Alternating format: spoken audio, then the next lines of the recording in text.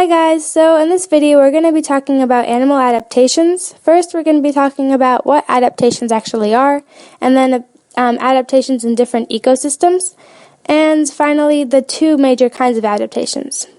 Also, subscribe to this channel because this is part of a nonprofit organization, One World, One Nation, where we hope to give children an extended learning opportunity for free. So please support our initiative this way. Anyway, let's get into it. So ecosystems are basically living and non-living things, or abiotic and biotic factors, and they have both plants and animals. And plants, there are many different kinds of plants that each live in their own environments, like a cactus living in the desert, an apple tree living in mild temperatures, and they each have their own characteristics that allow them to survive in those environments. So just like there are specific plants found in different ecosystems, there are specific animals found in different ecosystems. And this is for the same reason as plants. We see different animals in particular ecosystems because some animals need certain abiotic factors in order to survive. For instance, are you likely to see a polar bear in the Arctic or in a forest? Your answer was probably the Arctic. Why does a polar bear live in the Arctic? What are some characteristics or features of the polar bear in order to help it live in these really cold environments instead of living in a forest? Well, if we look at the polar bear, one of the characteristics we see is very thick fur.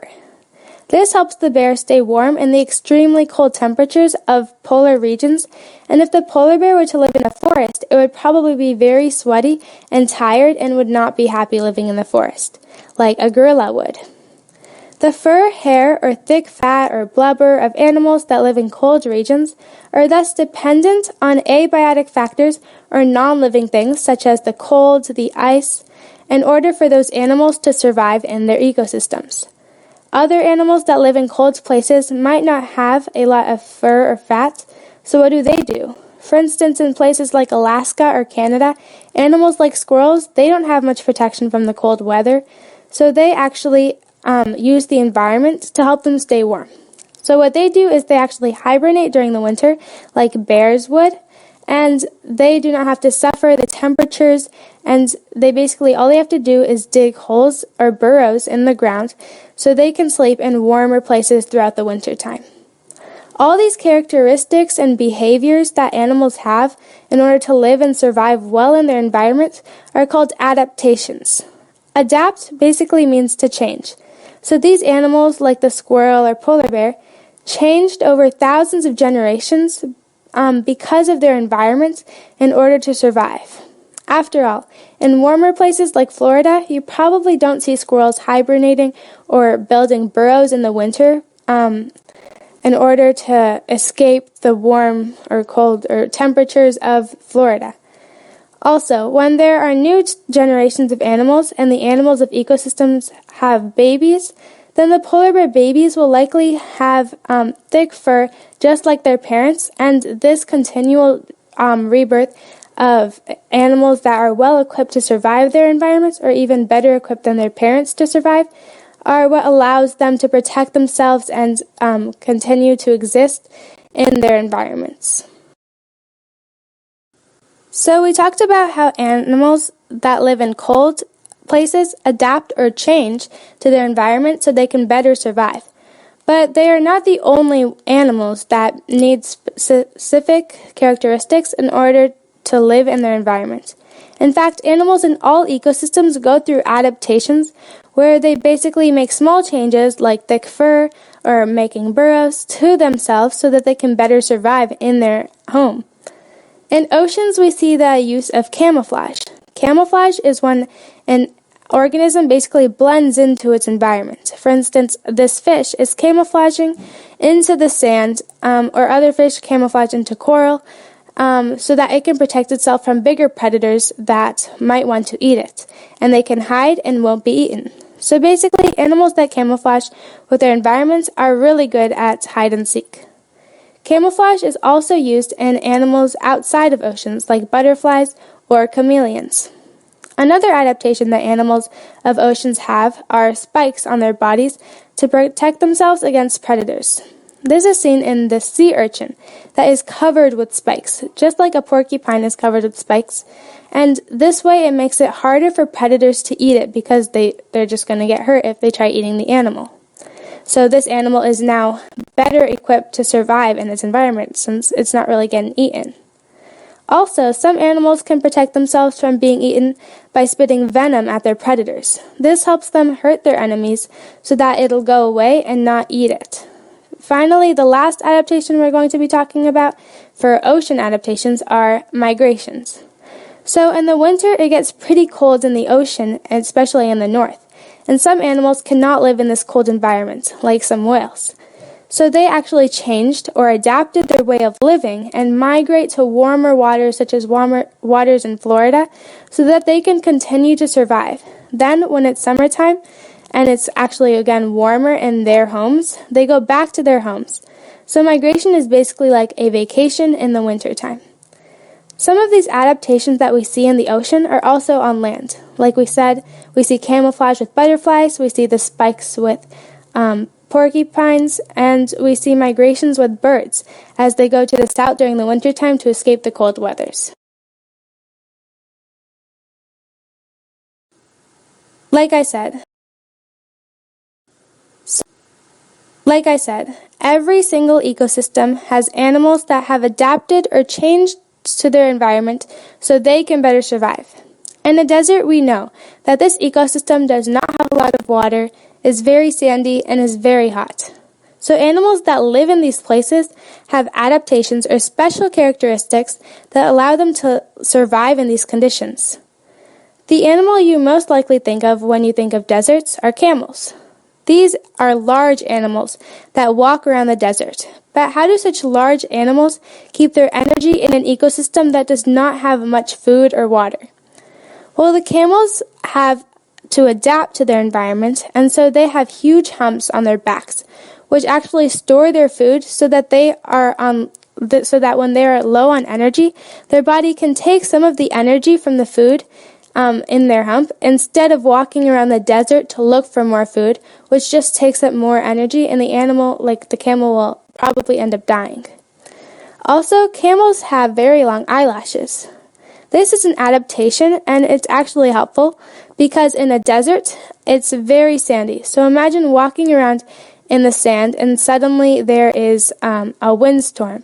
Then all the sand is going to be blowing around. But since these camels have adapted and have had long eyelashes, they can prevent themselves from getting sand in their eyes.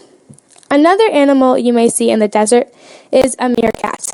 These animals have dark circles around their eyes, and this is an adaptation for the very sunny environment in the desert.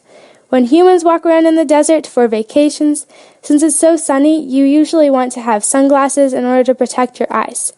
Well, since meerkats can't buy some sunglasses, the dark circles around their eyes are actually adaptations that they've developed, and they actually act like built-in sunglasses that absorb the bright light, and so they can actually see in their environment. Okay, so I know we talked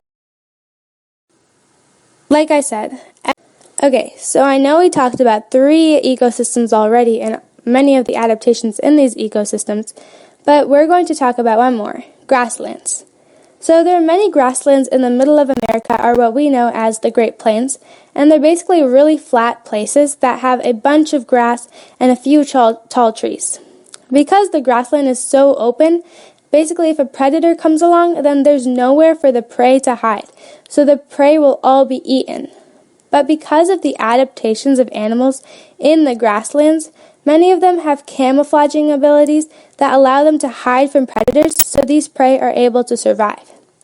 Another way prey defend themselves from predators is the wide open grasslands in traveling herds. Imagine if you and just one of your friends are playing tag. If your friend was it and you ran in an open field in the back of your house, then it would be really easy for your friend to tag you because you would have nowhere to hide on the open field, and you are the only one your friend is trying to catch. But if you were with many friends on the field, and there was 1 or 2 people that were it, then the person that's it would not just try to attack you, but they're trying to tag all the other people too, anyone they can try tagging. So you would probably feel safer with playing with many people as opposed to just you and the tagger. Well, animals in the grasslands have to deal with this all day, and they use a tactic to help them stay safe. When they're prey on a grassland, you will probably not just see one of them eating grass, but a whole herd or group of them. This makes it harder for the predator to eat them because, one, they can alert each other when a predator is in the area, and also it's harder for the predator to just focus on one animal when there's a whole group of them. Also, an animal that lives in the grasslands are giraffes. One notable characteristic of a giraffe are its long necks. Well, this neck is actually an adaptation that helps the giraffe survive in the grasslands. Since there are so much grass and only a few trees, and many of the animals are eating grass since it's so easy to reach, most of the grass is gone, or there's just not enough for all the animals to eat, and not a lot of animals are eating the stuff on the trees because it's too high for them. So the giraffe, through many generations of changes that's occurred to it, has adapted to its environment, and with each new baby giraffe, their neck will eventually get longer and longer as generations go by, so that instead of having to eat the grass like all the other animals, they're actually able to reach the nutritious and energy-filled leaves that are on top of the trees that no other animals are able to reach, and they can eat these and have as much energy as they need, and that allows them to better survive in their environment. We've talked about so many different adaptations ranging from camouflage, spikes, herding, and fur, all of these adaptations, but there's actually two major groups that we can group them into: behavioral and structural adaptations. Structural adaptations are more adaptations that we can see visually and that are on the animal itself. For instance, the white fur is on the polar bear, and we can see this. This is thus a structural adaptation of the polar bear. Another structural adaptation are the spikes of the sea urchin. We can see these spikes, and the spikes are on top of the animal. So this is a structural adaptation. Again, camouflage, this is how the animal looks compared to its environment. And since we look at the animal itself, this is again a structural adaptation. And finally, another structural adaptation, one of them we talked about in this video, is the long eyelashes of the camel and also the hump of the camel. Both of these things we see on the animal. It's an adaptation because it helps the animal survive, and it's actually on top of the camel. Now, on the other hand, behavioral adaptations are things that the animal does in order to survive. It's more of their actions as opposed to what they look like. For instance, the burrowing of the squirrels is an adaptation that's a behavioral adaptation because basically the burrows are an action of the squirrel. Another behavioral adaptation are the herds of the zebras in the grasslands. This is a behavior. They choose to do this herding. It's not something that you see on one particular animal. You need a whole group of them, and this is a behavior that they've chosen to do. The last kind of adaptation we've talked about is the migrations. So migration, this is again a behavior or an action, whether it be migration of whales or birds. This is a whole group of animals, kind of like herding, where the animals go in a group together, but their purpose is not to protect themselves from predators, but actually escape the cold weathers. So that was it for this video. Here are a couple of citations I used for the pictures of this video, and again, subscribe to this channel. Here are a couple more citations I used for the pictures of this video. Here are a couple more citations I used for the pictures of this video. And here are the last bit of citations I used for this video. Thanks for watching. If you have any questions or comments, please leave them down below.